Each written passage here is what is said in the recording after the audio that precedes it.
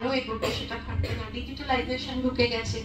আমরা তো মোবাইল হাতে নিয়ে বড় হইনি, এখন বাচ্চাদের হাতে মোবাইল। জানি না এর ভবিষ্যতে বই খাতা হয়তো আর কিরকম থাকবে, এরা এবারে হয়তো ট্যাবেই ওরা পড়াশোনা করবে। তো যেরকম আমরা পড়েছি যে সবকিছুরই একটা ব্যাড সাইড আছে, একটা গুড সাইড আছে। তো এখানে কি হয়, এই সিচুয়েশন আমরা কন্ট্রোল করতে পারবো না। আমরা কি কন্ট্রোল করতে পারবো? আমাদের বিহেভিয়ার, আমাদের মাইন্ড, আমাদের থট প্যাটার্ন, আমাদের ইমোশন। যেই জায়গাগুলো দিয়ে আমরা কন্ট্রোল করলে বাইরেটা যাই থাকুক না কেন, নিজেদের ভেতরে সেই পিসফুল স্টেটটা তৈরি হবে, নিজেদের মধ্যে সেই স্টেবিলিটিটা আসবে, সাস্টেনেবিলিটিটা আসবে। সেই সায়েন্সটাকেই কিন্তু গুছিয়ে নিয়ে একটা গাইডলাইন তৈরি করা হয়েছে, যে গাইডলাইনটা আমরা বাচ্চাদের হাতে তুলে দেব। সেটাই কিন্তু আমাদের এসওডব্লিউবি যে উপজীব্য। কারণ শুরু যখন হলো, শুরুতেই আমরা শুনলাম অ্যাডোলেসেন্স, বয়ঃসন্ধি নিয়ে তো আমরা প্রচুর পড়াশোনাও করি, ম্যাগাজিন বলুন, আজকে অনেক বেশি অ্যাওয়্যার আমরা। মানে আমাদের ছোটবেলায় এই বয়ঃসন্ধি নিয়ে এত লোকের মাথামাতি ছিল না, কিন্তু এখন অনেক বেশি দেখি আমরা সবাই খুব অ্যাওয়্যার। ছেলেমেয়েরা নিজেরাও কিন্তু অ্যাওয়্যার। এখন অনেক ছেলেমেয়েরা নিজেরা সাইকোলজিস্টের কাছে আসে, এসে বলে আমার এই সমস্যা, আমাকে হেল্প করুন। আগে তো এই ধরনের জিনিস ছিল না। কিন্তু অ্যাওয়্যার হলে কি হবে, তার হ্যাজার্ডটা তো কমেনি।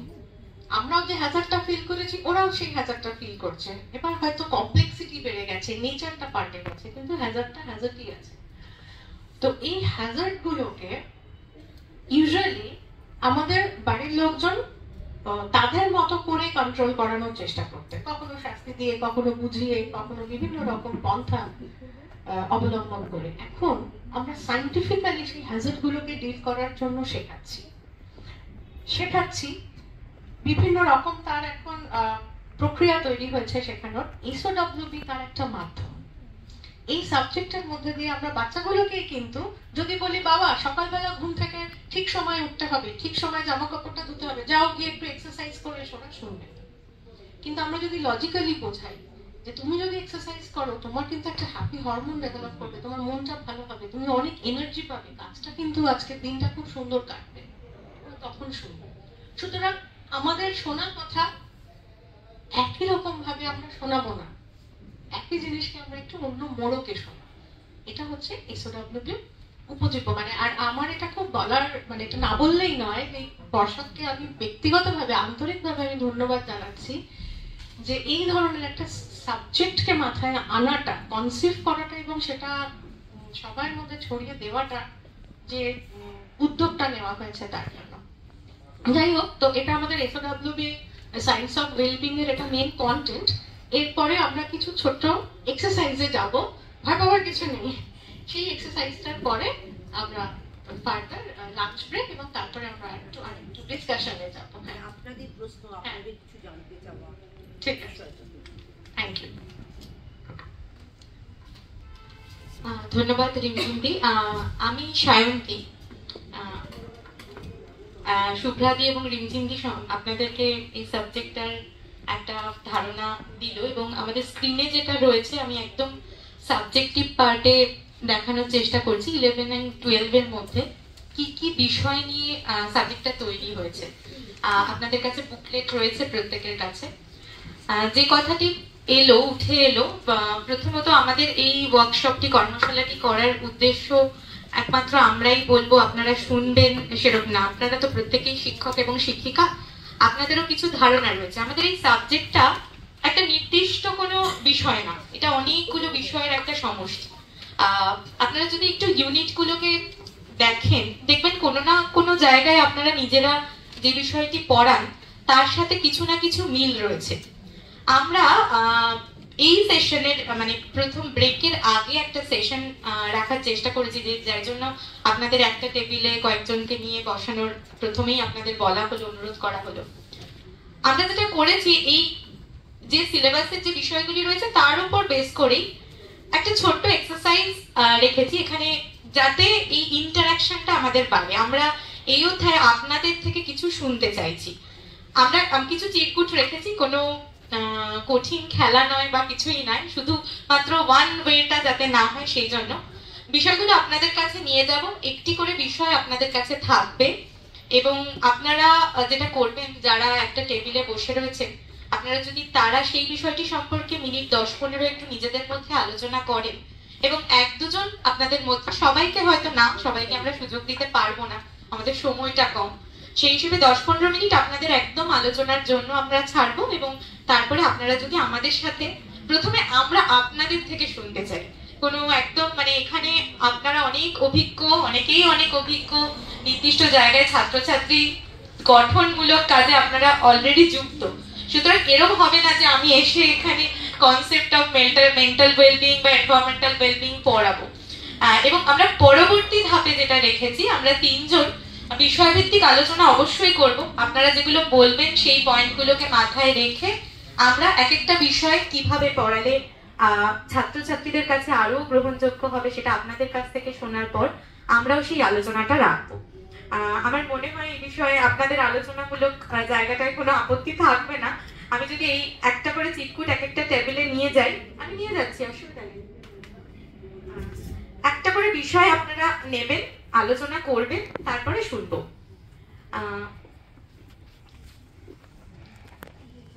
আসলে এই বিষয়টা মানে আমাদের আজকে ওয়ার্কশপটার প্রধান উদ্দেশ্য যেটা হচ্ছে যে সেটা হচ্ছে এই বিষয়টা কিন্তু সবার জন্য। আমাদের এর জন্য একদম সায়েন্স পড়তে হবে, কমার্স পড়তে হবে, আর্টস পড়তে হবে এমন কোনো ব্যাপার নেই, যাতে সবার জন্য আলোচনাটা অনেক বেশি সহজ হয় সেই বিষয়। এবং আমি এটা মনে করবো যে একটা টেবিলে আপনারা যারা বসে রয়েছেন তারা বিভিন্ন বিষয়ের মানুষ, এরকম না যে সবাই একটি বিষয়। তো সেই আলোচনাটা আপনাদের মনে যা হচ্ছে, এবং আপনারা ব্রেকের পর যখন আমরা কিছু ছবি দিয়ে কিছু স্লাইড আপনাদের দেখাবো, দেখবেন এর জন্য যে খুব পড়াশোনা করে পড়াতে হবে সেরকম না, কিছু বেসিক জায়গা এবার সাধারণ মানুষ যেভাবে পড়বে, আর আমরা শিক্ষক শিক্ষিকা হিসেবে ছাত্রছাত্রীদের কাছে যেভাবে জিনিসটা ডেলিভার করব, সেই তফাৎটুকু আমরা শুধু করব। আমরা মোটামুটি 10-15 মিনিট আপনাদের দিচ্ছি, আপনারা আলোচনা করুন। আর আপনাদের টেবিলে পেন পেপারও রাখা আছে, যদি কোনো পয়েন্ট আপনারা নিজেরা লিখে নিতে চান সেটাও আপনারা করতে পারেন। আপনারা একটু সবাই সব টেবিলে পেয়েছেন তো টপিকটা? আচ্ছা, যদি কেউ না পান আমাদের বলবেন।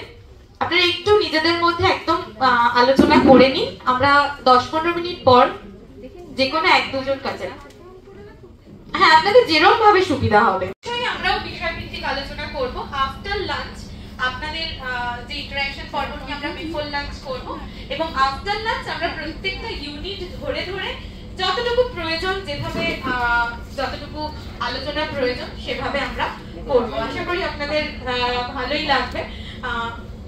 চিরকুট গুলো যে কোনো একটা করে চিরকুট একদম ব্রড টপিকের উপর দেওয়া রয়েছে, আপনারা একটু নেবেন।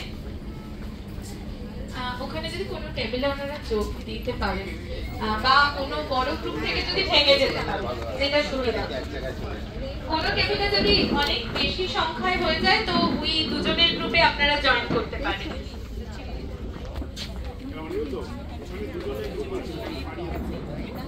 এখানে অনেকজন আছে, না স্যার, ওই কর্নারের গ্রুপটির কথা বলো, ওখানে 2 জন হয়ে গেছেন তো সবাই 7 জন করে তো হয়ে গেছে, আর ওই আচ্ছা তাহলে কোনো দুটোই 8 জন করে হয়ে যাক, নয়তো ওনারা 2 জন হয়ে গেছেন। মানে আপনারা সবাই মিলে দিদি আপনাদের কিছু মনে হচ্ছে বললে হয়ে যায়। এইটা একজন চলে, একজন এখানে, একজন ওই টেবিলে চলে আসে।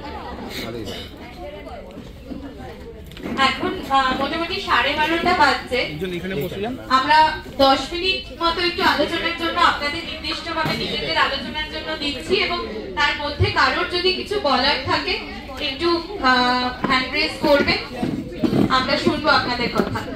প্রণাম জানাই। এবং আমি ইমন পাল, বেলঘরিয়া মহাকালী গার্লস। আমার গতকাল আর কি ঠিক হয়েছে আমার আজকে আসার কথাটা, কারণ আমি 11 তারিখে ট্রেনিং এ অন্তর্ভুক্ত ছিলাম।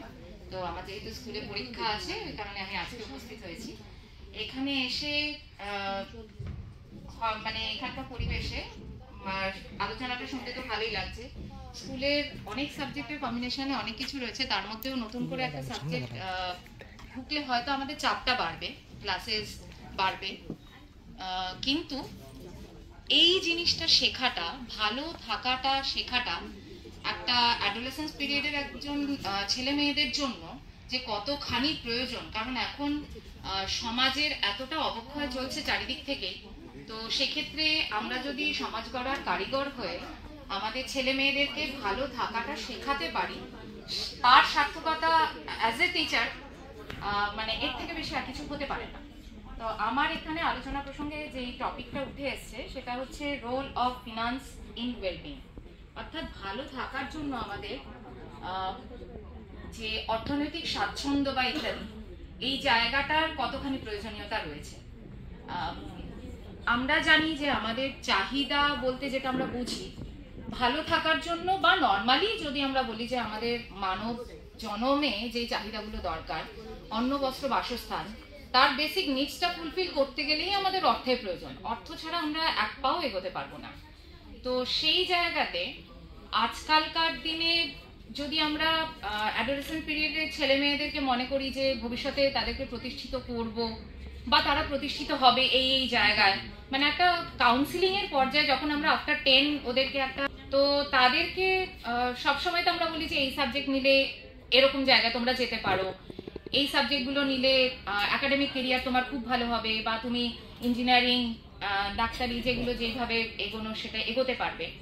আলটিমেটলি তারা জীবনে অর্থনৈতিকভাবে কতখানি প্রতিষ্ঠিত হবে সেই জায়গাটাতে তারা পৌঁছাতে এবং নিজেদের ভবিষ্যৎ তথা পরিবারের ভবিষ্যৎকে তারা সিকিউর করতে চায়।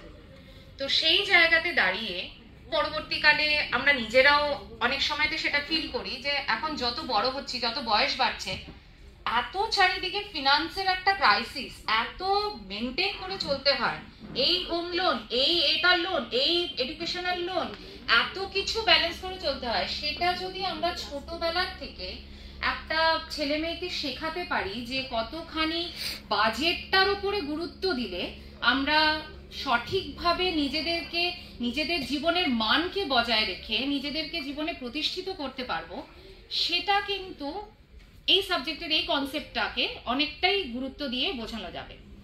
আর যেটা বলবো যে ভালো থাকতে গেলে, ওই স্ট্রেসফুল লাইফটা থেকে বাঁচতে গেলে আমাদের এটাকে শিখতেই হবে যে আমরা কতখানি অর্থকে, এমন নয় যে অনেক অর্থ উপার্জন করলাম তার সবটাই আমি ভবিষ্যতের জন্য ব্যাংক ব্যালেন্স করে এখন একেবারে কৃপণতার চরম পর্যায়ে গিয়ে একদম থেকে গেলাম, তা নয়। নিজের লাইফটাকে, নিজের বেসিক নিডসগুলোকে ফুলফিল করার জন্য কিছুটা তো আমাকে এখনো খরচা করতে হবে, কিছুটা সাশ্রয় করতে হবে, কিছুটা আমার বিভিন্ন ধরনের যে ভবিষ্যৎকালের যে চাহিদাগুলো রয়েছে সেগুলো পূরণের ব্যবস্থা তো রাখতেই হবে।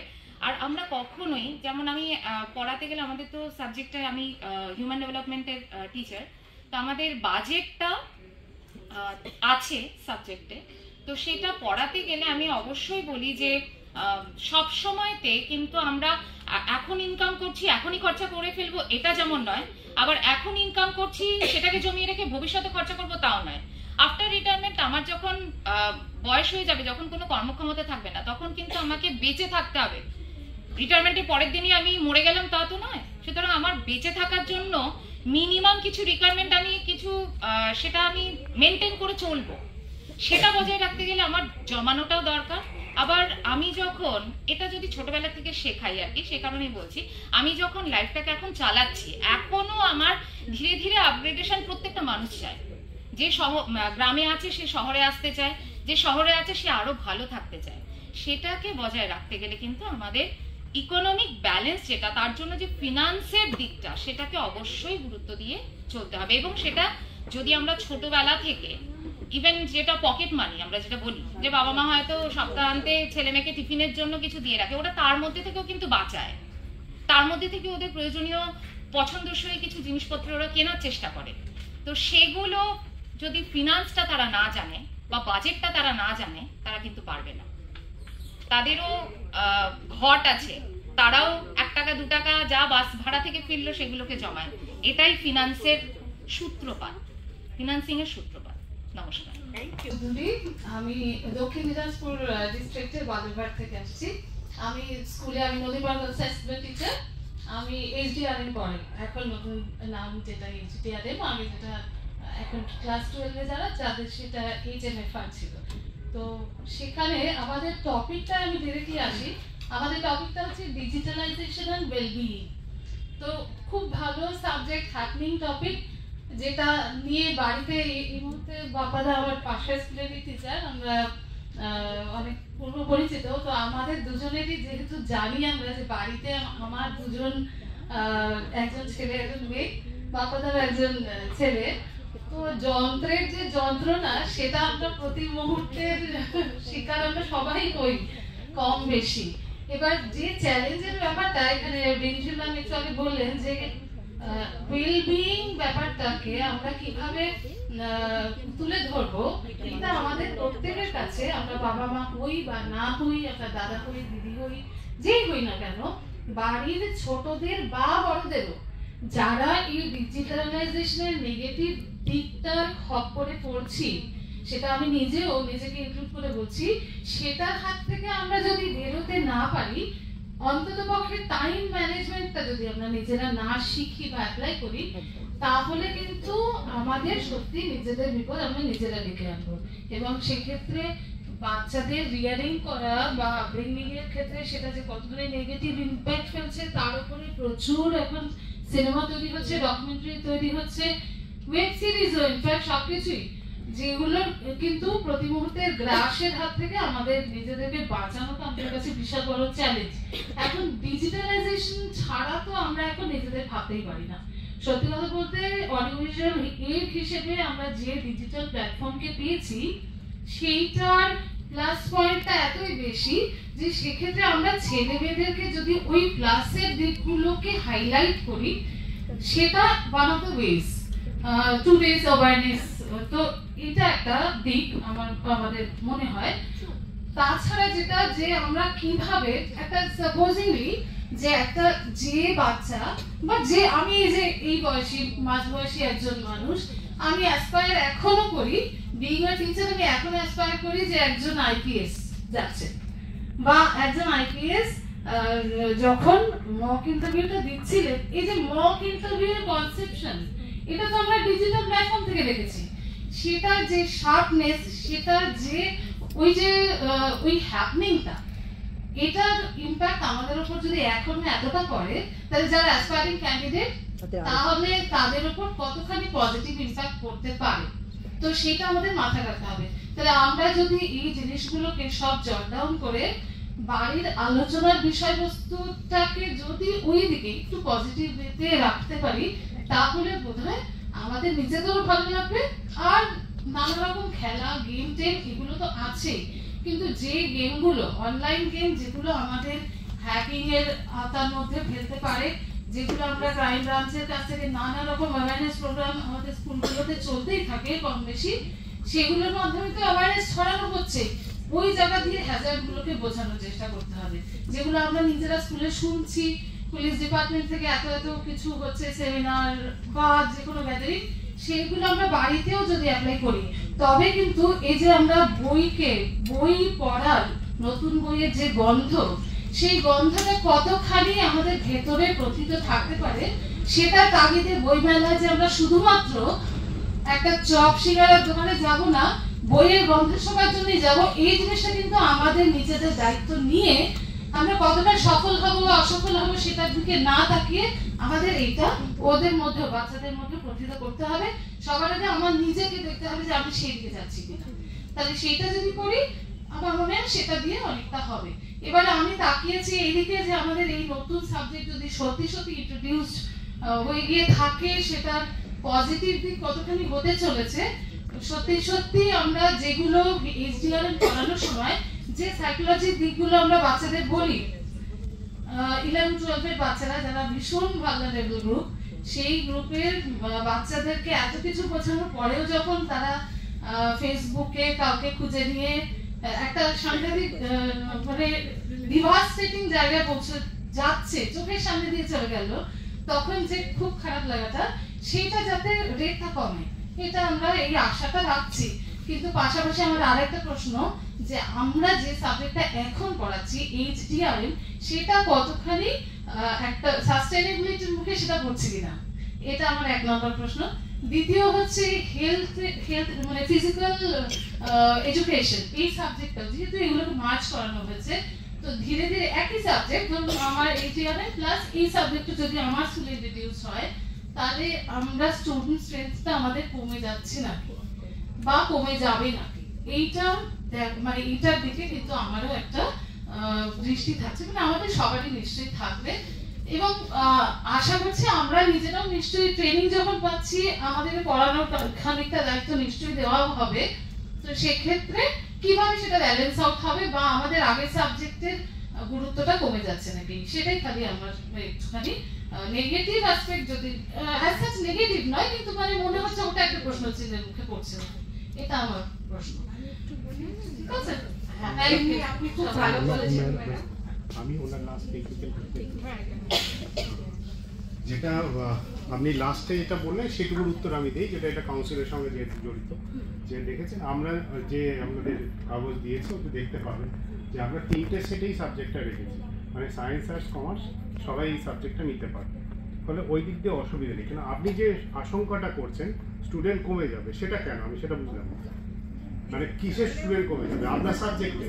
মানে আমাদের যে এইচডিআরএম হিসেবে যে সাবজেক্টটা পড়ানো হচ্ছে সেখানে এখন যে সিলেবাসটা তার কিন্তু প্রচুর কাজ আছে, তো সেটা যেহেতু ওভারল্যাপিং একটা সাবজেক্ট হচ্ছে, সেক্ষেত্রে আমার আশঙ্কা যে আমাদের সাবজেক্টে স্টুডেন্ট কমবে, কারণ আমি নিজেও ফিল করছি যে ওয়েলবিং ব্যাপারটা ভীষণভাবে দরকার।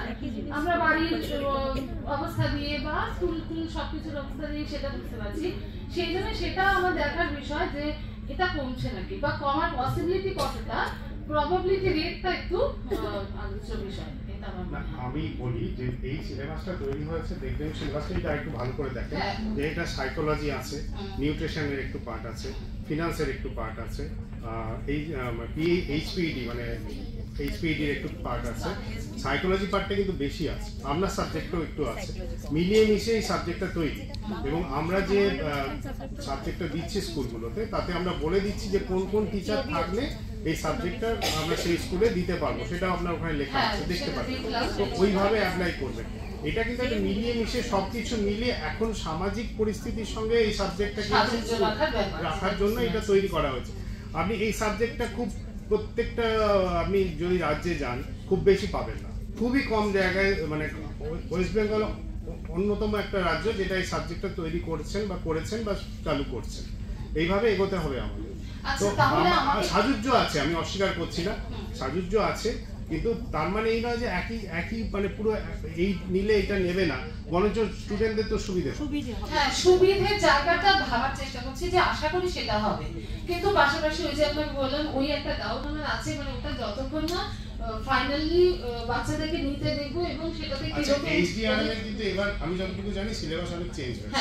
ঠিক আছে, সিলেবাসটা তো ভালো, সিলেবাস নিয়ে তো কোনো বক্তব্য না, সিলেবাসটা খুব ভালো হয়েছে, অনেক কিছু চেঞ্জ হয়েছে এখন আধুনিক। এবং এই যে সাইকোলজি পার্টটা মানে হিউম্যান ডেভেলপমেন্ট, এই হিউম্যান ডেভেলপমেন্টের টাচটা যেহেতু বেশি আছে, সেই জন্য সেটা ওয়েলবিং এর সাথে তো অনেকটাই আমার মনে হয়। দেখুন ঠিক আছে, আপনার বক্তব্য মানে এটা আমার অ্যাসপেক্টটা তুলে ধরলাম, আমি আমাদের কাউন্সিলে এটা বললাম। বলুন না, বলছি সাবজেক্ট কম্বিনেশন কি থাকতে পারে তার উপরে ডিপেন্ড করবে যে এইচডিএম এর সংখ্যাটা কমবে। সাবজেক্ট কম্বিনেশন কি থাকতে পারে সেটা আমাদের 3টে সেট আছে, এই অনুসারে স্টুডেন্টরা সেটা বেছে নেবে তার সুবিধা মতো। এইচডিএম এর সাথে হিউম্যানিটিজে বা সায়েন্সে বা কমার্সে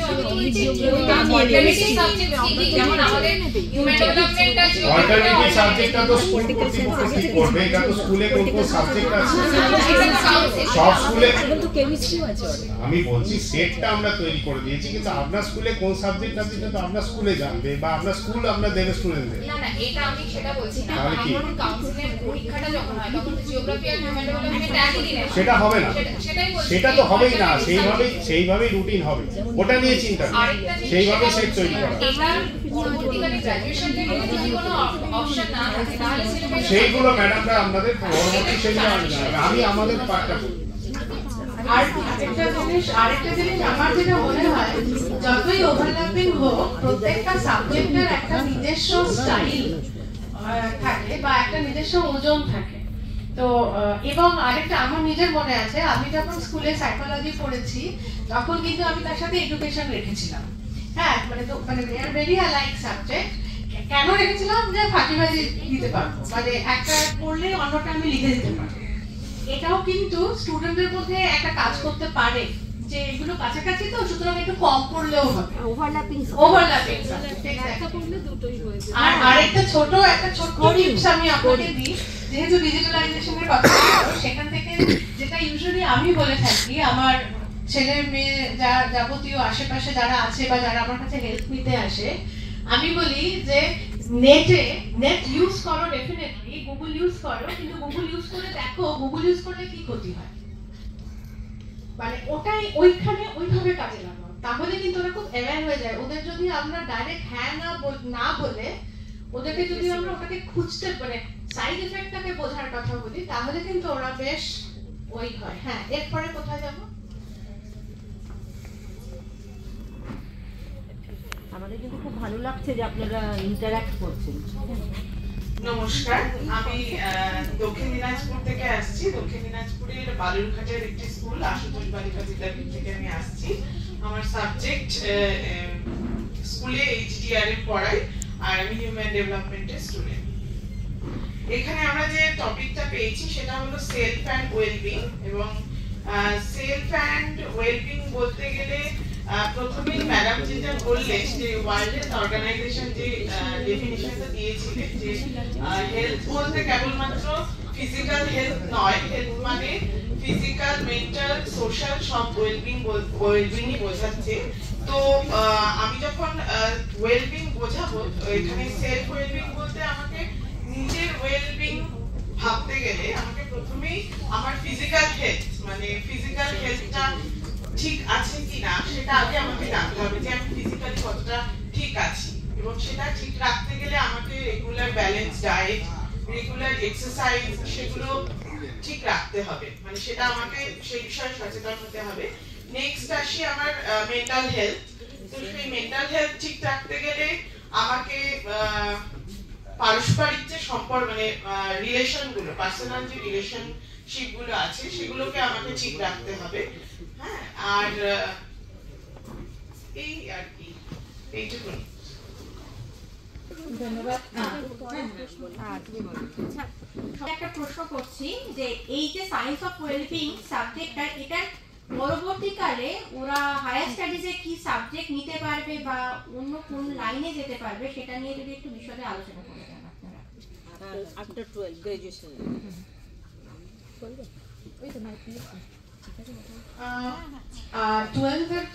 12 পাস করার পরে সাধারণত ওরা কলেজে আসে। কলেজে যে সাবজেক্ট কম্বিনেশন থাকে ওদের, সেটা প্রথমে ওরা চেষ্টা করে যে ওদের চেনা সাবজেক্ট নিতে প্রথমে, তারপরে দেখে যখন চেনা সাবজেক্ট পেলে তো খুব ভালো, যখন পাচ্ছে না তখন মোটামুটি সেকেন্ড ক্যাটাগরির যে চেনা সাবজেক্ট সেটাই আসতে চেষ্টা করে। এই সায়েন্স অফ ওয়েলবিং এমন একটা সাবজেক্ট, এটা খিচুড়ি সাবজেক্ট, সুতরাং এই খিচুড়িটা খেলে আলটিমেটলি ও পরে গিয়ে চুজ করতে অসুবিধা হবে না, ও নিউট্রিশনও যেতে পারবে, সাইকোলজিতেও আসতে পারবে, এডুকেশনেও আসতে পারবে, যেতে পারবে না, হ্যাঁ নিউট্রিশনে যেতে পারবে না, নিউট্রিশন না সে তাকে কেমিস্ট্রি থাকতে হবে, সে যদি 11 চলে কেমিস্ট্রি থাকবে, কিন্তু আমি বলতে চাইছি ওর রাস্তাটা খোলা। সায়েন্স ব্যাকগ্রাউন্ড থাকলে সায়েন্সের সাথে কি রাখতে হবে যাতে তার ভবিষ্যতে কি থাকতে হবে সেই কম্বিনেশন কাউন্সিল দিচ্ছে, বা ধরুন কলেজ ইউনিভার্সিটি ইউজিসি ঠিক করবে। বাট সায়েন্স অফ ওয়েলবিংটা পড়লে যাবে না, কোন দিকে পড়তে পারবে আমরা কি আমি বলতে চাইছি যে এই সাবজেক্টটার থেকে অনেকগুলো বাইফারকেশন আছে যেখানে ও যেকোনো একটা সাবজেক্ট নিয়ে এগোতে পারবে। মানে ধরুন আমি আমার সাইকোলজিটা বলতে পারি, ধরুন কেউ একজন চুজ করলো আমি সাইকোলজি নিয়ে পড়বো, ঠিক আছে, এবার সাইকোলজি নিয়ে আমার কাছে এরকম কিছু স্টুডেন্ট আসছে যাদের 11-12 সাইকোলজি নেই, তারা সাইকোলজি অনার্স করছে, আবার কিছু স্টুডেন্ট আছে যাদের 11-12 সাইকোলজি ছিল তারাও অনার্স করছে। এবার সাইকোলজির আমি বিএতেও যেতে পারছি, বিএসসি তেও যেতে পারছি। কিভাবে যেতে পারছি? Depending on the elective subject, আমি কি সাবজেক্টে গেলাম তার উপরে আমার এটা ডিপেন্ড করছে। এবার আমি যদি ওয়েলবিং থেকে, সাপোজ আমি আমার সাবজেক্টে বলছি যে আমি ওয়েলবিং থেকে আমি সাইকোলজিতে আসার চেষ্টা করছি, তাহলে পরে আমার বেসিক কম্পোনেন্টস অফ সাইকোলজির যে বেসিক যে মানে কি বলবো যে ফান্ডামেন্টাল, সেটা অনেকটা আমার জানা। সুতরাং আমি যখন অনার্স করতে আসছি একদম মানে ব্ল্যাঙ্ক স্টেটে আমি দাঁড়িয়ে নেই।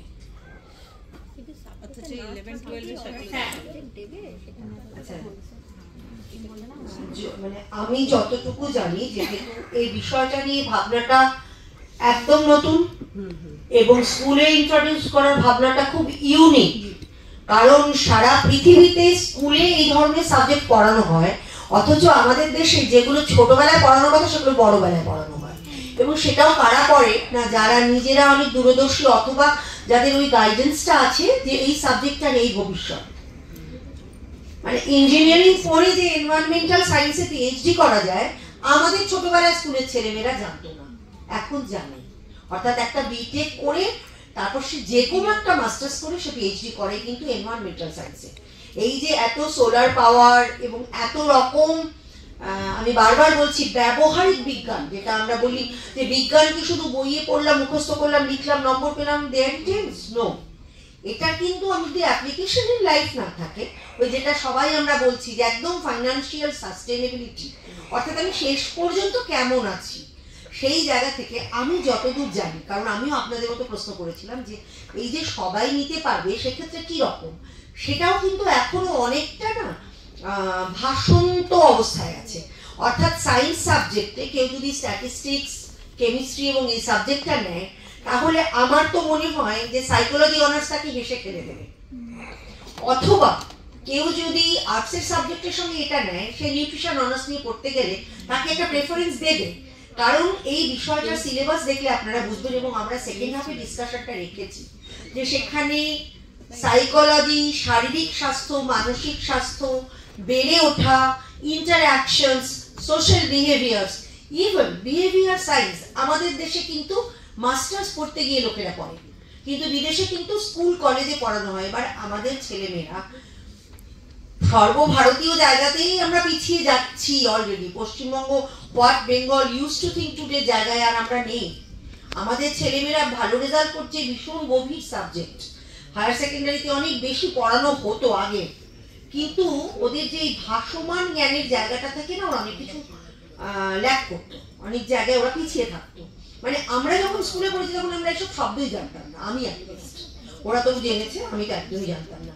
মানে আমার সময় প্রকৃতি বিজ্ঞান ছিল, আমরা যখন ক্লাস 9, 8 সেই সময় এলো বায়োলজি, তখন আমরা বোটানি, জুলজি। সুতরাং এই যে ডায়নামিক্সটা এটা কিন্তু বুঝতে হবে, কি হবে আমরা জানি না, কিন্তু আমিও জিজ্ঞেস করেছি, মানে অ্যাডমিনিস্ট্রেটিভ লেভেলের সবিক বাবুকে জিজ্ঞেস করেছি এটা যে কেউ নেবে সে কেন নেবে, সে এই জন্যই নেবে যে তার যদি কমার্সের অন্য কম্বিনেশন থাকে, অ্যাকাউন্টেন্সির চেয়ে কিন্তু এটা অনেক সোজা, অনেক বেশি স্কোরিং পাবে।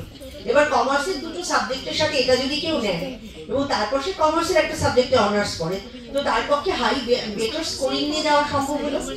আর দ্বিতীয়ত ব্যক্তি জীবনে নিজের যে জায়গাটা, সেই জায়গাটাও কোথাও একটা মানসিক স্বাস্থ্যের উন্নতি যেটা খুব প্রয়োজন। আপনি বললেন, আরো অনেক শিক্ষিকা বললেন, এবং আমার ধারণা যারা যত বেশি বছর শিক্ষকতা করছেন, মাস্টারমশাইরা চুপ করে আছেন মানে মুচকি মুচকি আসছেন, সব বুঝছে, কারণ তারা আবার ছেলেদের সঙ্গে অনেকটা ক্লোজ হতে পারে।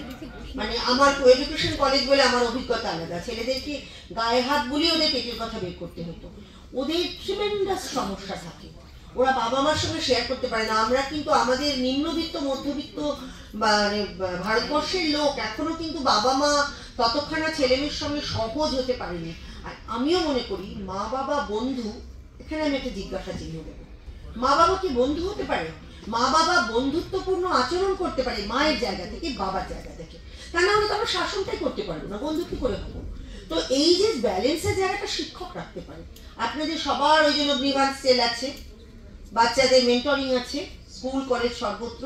তো আমি বলবো যে এই জায়গাটায় আপনাদের সাজেশনগুলো কিন্তু কাজে লাগবে। এই জন্য প্রত্যেকে বলা হচ্ছে কার কি মনে হচ্ছে বলুন, এগুলো সব রেকর্ড করা হচ্ছে, তার থেকে প্রশ্ন নিয়ে আরো কোথায় নিয়ম কানুনে কোন জায়গাটাকে লুসিড করতে হবে, কোন জায়গাটাকে সহজ করতে হবে, কোন জায়গাটাকে ছেড়ে দিতে হবে, কোন জায়গাটাকে ধরতে হবে, এইগুলো ওনারা ভাবছেন। মানে আমরাও কিন্তু আপনাদের মতোই শিক্ষক, সুতরাং আমরা এই ফিডব্যাকের জায়গাটা খুব চাইছিলাম, আমরা খুব খুশি। মানে থ্যাংক ইউ সো মাচ যারা দলবদ্ধ হয়ে রেসপন্ড করেছেন। একজন হয়তো বলছেন স্পোক্স পারসন, কিন্তু অন্যরা তো নিশ্চয়ই ফিডব্যাকটা দিয়েছেন, আর যারা দেননি এদিকটা আমি লক্ষ্য রেখেছি, বলতেই হবে তো এই আপনাদের এই প্রশ্নগুলো কিন্তু আমাদের সুবিধে করবে সাবজেক্টটাকে আরো এনরিচ করতে।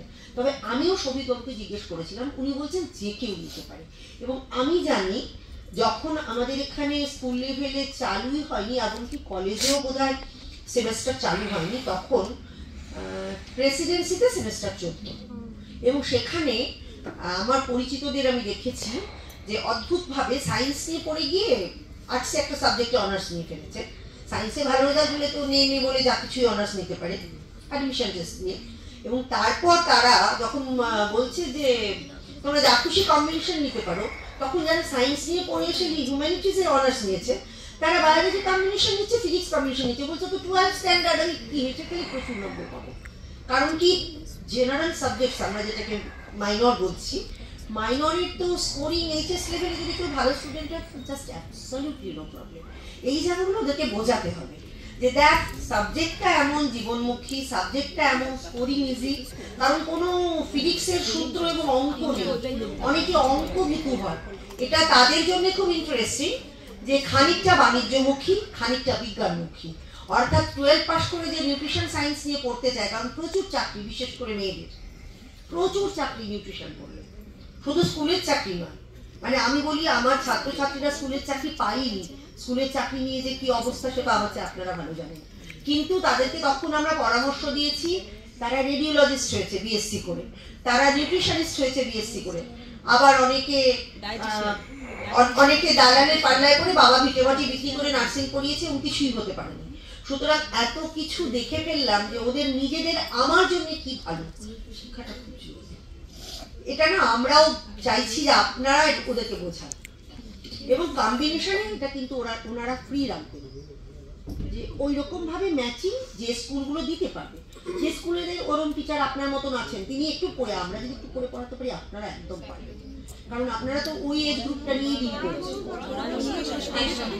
না না ওটাই বলছি, পড়ানো বলতে গাইড করা অবশ্যই দরকার আছে। সবার বাড়িতে আপনার মতো মানে, সবার বাড়িতে কিন্তু আপনার মতো মানে, এটা মনে রাখতে হবে, গাইড করতে হবে। এটা এভাবে করবি, কারণ তা না হলে ওরা পড়বেই না, টিভি দেখবে শুধু। এবং দেশের অবস্থাটা আমাদের ভালো লাগবে যদি ওরা ভালো থাকে। আপনার স্কুলের ছাত্রছাত্রী যখন কিছু করবে, আমার জানা শেষ হয়ে গেছে, এটা যদি আমরা জেনে ফেলি, মানে বুঝে যায়, তাহলে জানা শেষ হয়ে গেছে। সুতরাং আমরা কন্টিনিউয়াসলি স্ট্রাইভ, আমাদের এরিয়া নয় খুব একটা ফাইন্যান্সিয়াল পোর্শন পড়াতে হবে, অল্প পোর্শনের উপর পরীক্ষা হবে।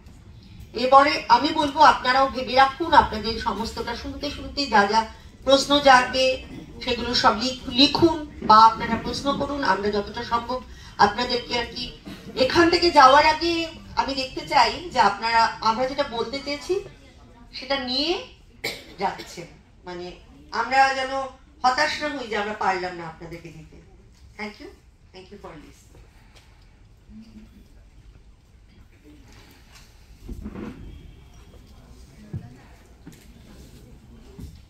সেটা ধরে দিল। আমি রিমঝিম, আমি সাইকোলজি নিয়ে পড়াশোনা করেছি এবং বর্তমানে সেটাই পড়াই। আমি একটুখানি চেষ্টা করব যে রাজিও বললেন যে আমরা সবাই কিন্তু শিক্ষিকা, সবাই আমরা পড়াচ্ছি, তাদের পড়াচ্ছি, আমরা বিভিন্ন বয়সের ছেলে মেয়েদের পড়াচ্ছি। আপনারা একটা বয়সের ছেলে মেয়েদের পড়াচ্ছেন, আমরা তারপরে হাতটা ধরে নিচ্ছি, মানে এটা একটা চেইন সিস্টেমের মতো চলছে। তো পড়াশোনা এবং ব্যক্তিগত জীবনে যে কোনো ক্ষেত্রে যখন আমরা একে অপরের সঙ্গে মিট করি, দেখা করি, সেটা বন্ধু হতে পারে, টিচার হতে পারে, আত্মীয় হতে পারে, আমরা প্রথম জিজ্ঞেস করি ভালো আছো, কেমন আছো, ভালো আছো তো? তো এটা দিয়ে আমাদের সমস্ত কিছু কনভারসেশনের শুরু হয়। তো এখন এই ভালো আছি কিনা ইউজুয়ালি আমরা হ্যাঁই বলি, তাই না, যে হ্যাঁ ঠিক আছে চলে যাচ্ছে ইত্যাদি এভাবে। কিন্তু এই ভালো থাকা এবং বিজ্ঞানসম্মত ভাবে ভালো থাকা দুটো এক জিনিস নয়। সেটাকে কিভাবে জিনিসটাকে পিক আপ করবে, কিউ গুলোকে, যেটা কিনা ওদের জীবনে অ্যাপ্লিকেশনের একটা জায়গা নিয়ে আসবে। শুধু পড়লো, পরীক্ষা দিল, এটা ওরকম সাবজেক্টই না। এটা এই ধরনের সাবজেক্ট যে কেউ, একটা বাচ্চাও তার নিজের মতো করে আনসার লিখে দিতে পারবে, কিন্তু আনসার লেখাটা আমাদের উদ্দেশ্য না। তাদের এটা শেখানো যে ওখান থেকে ওরা নির্যাসটা তুলে নিক ওদের নিজেদের জীবনের মধ্যে। যদি ভালো থাকা বা ওয়েলবিংটাকে আমরা ভাবি, দেখবো যে ওয়েলবিং এর যে ডেফিনেশন, যেটা ওয়ার্ল্ড হেলথ অর্গানাইজেশন দিচ্ছে বা অন্যান্য ক্ষেত্রে আমরা যে ডেফিনেশনটা দেখছি, সেই ডেফিনেশনটার মধ্যে বলছে যে একটা মানে এই স্টেট অফ ওয়েলবিংটা কিসের উপর ডিপেন্ড করে, তার physical, mental, social, emotional and spiritual যে স্টেট, তার ওয়েলবিং এর উপরে সমস্ত কিছু যদি একটা ভিত্তিতে মাপা থাকে, ঠিক একটা ফুলের মালার মতো। যখন ফুলটা, প্রত্যেকটা ফুল যখন সুন্দর করে জোড়া লাগছে, তখন একটা সুন্দর মালা তৈরি হচ্ছে। তো আমাদের ভালো থাকারও কিন্তু সেরকমই একটা ডেফিনেশন দিচ্ছে।